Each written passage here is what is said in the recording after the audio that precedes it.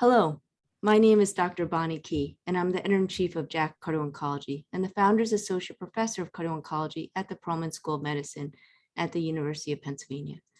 Today, I am joined by Dr. Orly Leiva.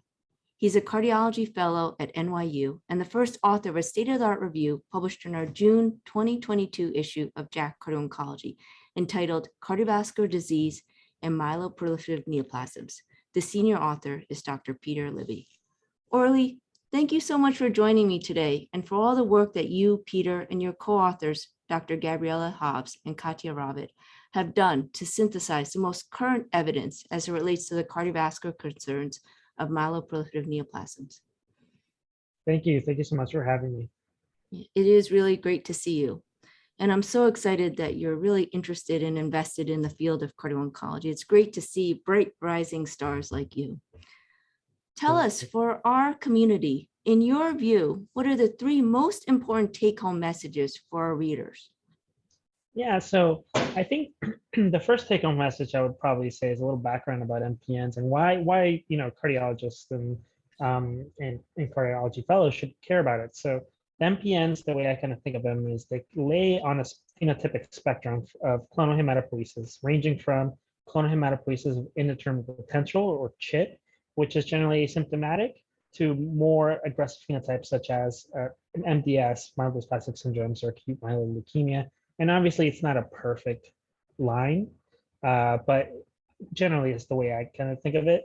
And the important things about MPNs is that the prognosis is generally measured in years, and patients tend to live for a long time. And cardiovascular disease is a leading cause of morbidity and mortality in these patients. So a lot of the treatments that are aimed for these patients is to reduce cardiovascular risk.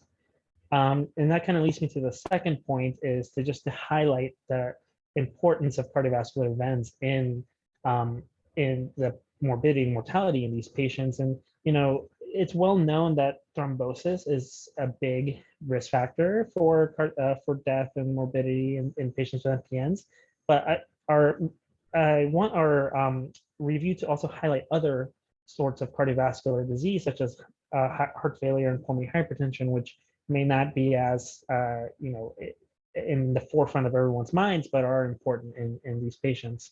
And then the third thing that I really wanted to kind of highlight is there's a lot of overlap in the pathophysiology between these cardiovascular diseases and clonal hematopoiesis. I feel that thoroughly investigating this kind of connection and this relationship is beneficial for future therapies and future development that can benefit both the purely cardiovascular disease and purely clonal hematopoiesis. Great, excellent take-home points. From CHIP to MDS, important concerns, thrombosis, heart failure, pulmonary hypertension, and just really this area speaks to the overlap between cancer and cardiovascular disease. For the non-basic scientists, tell us, what are the main pathways that we should understand are responsible for the development of cardiovascular disease? Give the key highlights here, because there's a lot of education and learning that each of us can do. Yeah, I think for cardiovascular disease in MPN patients, a lot of it is, kind of twofold. One is we all know that these patients have increased erythrocytosis, increased platelet counts, and then by themselves can lead to risk of thrombosis. And that's why in patients with PV, there's been studies showing that cytoreduction, either with phlebotomy or pharmacologic, to get hematocrits less than 45% have cardiovascular benefit.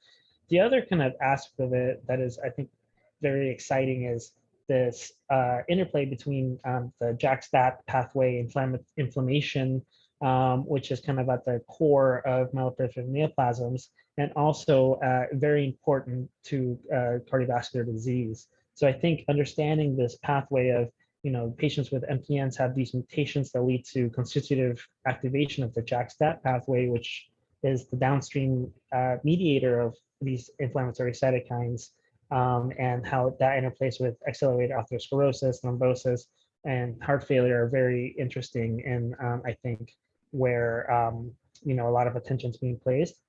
There's also kind of lesser known pathways that my work with Dr. Katya Rabbit have kind of worked on looking at lysoloxidase, which is a enzyme that canonically is thought to be only important with collagen cross-linking, but more basic science studies have shown that it is also important in signal regulation of VEGF, and may even be increase platelet adhesion to collagen, and might be at least partly responsible for some of the pro-thrombotic effects of MPN. So I think this is also a pathway that is kind of novel and new, and is deserving of further study.